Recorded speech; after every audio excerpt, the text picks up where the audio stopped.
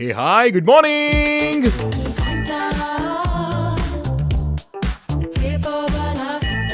नमस्कार, राम राम, सुप्रभात. पुन्हा एकदा एक नवीन दिवस, एक नवीन सकाळ. माझं नाव प्रसाद, घेऊन आलोय पेपरवाला घंटा. कारण की आजचा वार बघितला तर गुरुवार, तारीखाची 25 सप्टेंबर 2025. तर चला शोची सुरुवात करूयात. माय top 3.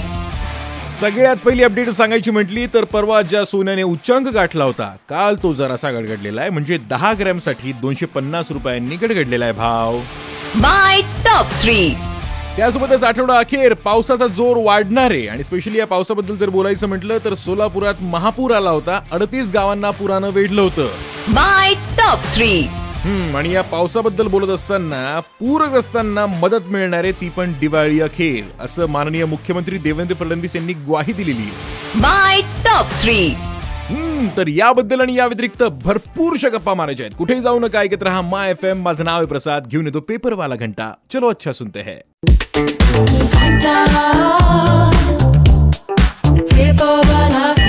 All right, good morning, सुप्रभात. तुम्ही केलंय माय FM. माझं नाव आहे प्रसाद आणि घेऊन आलोय पेपरवाला घंटा. तर वळूयात पहिल्या अपडेटकडे. म्हणजे काही मिनिटांपूर्वी आपण बोललो ना की सोन्याने परवा उच्चांक गाठला होता किमतीमध्ये, पण आता त्याची जराशी गडगड झालेली पाहायला मिळाली. म्हणजे काल एकंदरीत 270 रुपयांनी स्वस्त झालेलं आहे प्रति 10 ग्रॅम आणि जाऊन पोहोचले 1,14,044 रुपयांवर.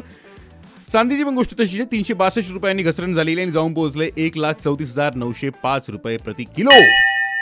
हा म्हणजे याच्याबद्दल आपण बऱ्याचदा तुम्ही बघितलं असेल, जेव्हा सोन्या चांदीचे भाव वाढतात तेव्हा मार्केट घसरलेलं असतं, आणि जेव्हा मार्केट वरती येतं तेव्हा सोन्या चांदीचे भाव घसरलेले आपण पाहतो. याबद्दल तुमचं मत तुम्हाला विचारलं होतं तर बऱ्याचशा लोकांनी सांगितलं की गुंतवणुकीचे पर्याय लोक ऑप्शन करत असतात, इकडचा पैसा इकडे, इकडचा पैसा इकडे. तुमचं काय मत आहे तुम्ही मला जरा सांगतायत. इंस्टाग्रामवर RJ Prasad, that is my Instagram handle, RJPRASAD. Stay tune to my FM. चलो अच्छा सुनते हैं. गुड मॉर्निंग, सुप्रभात.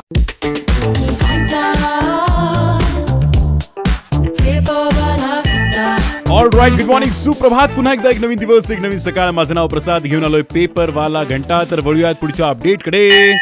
म्हणजे एकंदरीत जर बोलायचं म्हटलं तर महाराष्ट्रात परतीच्या पावसाने बराच धूमधडक्यात हजेरी लावलेली, आणि इतकी हजेरी लावली आहे की जवळपास आता पुन्हा एकदा सोलापूरकडे 38 गावांना पुराने वेढलेलं होतं काल. त्यामुळे कॉलेज आणि शाळांना सुट्टी तर जाहीर करण्यात आलीच आहे, बट त्यासोबत या पावसाबद्दल बोलायचं म्हटलं तर बऱ्याच ठिकाणी पावसाचं संकट 27 ते 29 सप्टेंबर दरम्यान सुद्धा असणार आहे. त्यामुळे या गोष्टीची पण ध्यानात ठेवा.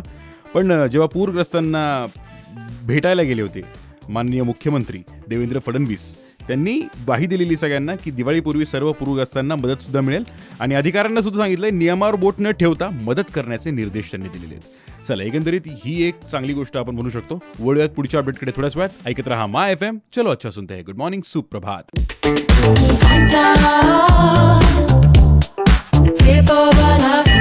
गुड मॉर्निंग, सुप्रभात. ट्यून केलं तुम्ही माय FM. माझं नाव प्रसाद आहे, घेऊन आलोय पेपरवाला घंटा. तर वेळ वाया न घालवता वळूयात पुढच्या अपडेटकडे. नाही म्हणजे समृद्धी महामार्ग आतापर्यंत बरेच वेगवेगळ्या विषयातून चर्चेत येत होतं पाहत होतो, पण आता आणखीन एक वेगळ्या विषयामुळे चर्चेत सुद्धा येणार आहे. कारण देशात पहिल्यांदाच हायवेवर वीज निर्मिती होते, आणि ती पण आपल्या समृद्धी महामार्गावर सुरुवात झालेली आहे. नाही म्हणजे एकंदरीत जर बोलायचं म्हटलं तर बुलढाणा येथलं कारंजा लाड आणि वाशिम मधील मेहकर या इंटरचेंज जवळ सौर ऊर्जा प्रकल्प कार्यान्वित झालाय. या प्रकल्पाची क्षमता 9 मेगावॅटची आहे, आणि कारंजा लाड इथे 3 मेगावॅट, तर मेहकर येथील प्रकल्पातून 2 मेगावॅटची वीज निर्मिती सुरू झालेली आहे सोमवारपासून.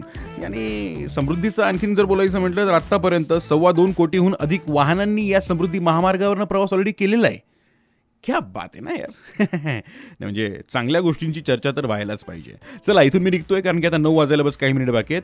तर भेटूयात उद्या सकाळी 8 वाजता इथेच ऑन माय FM. तोपर्यंत ऐकत रहा माय FM. चलो अच्छा सुनते. Have a great day.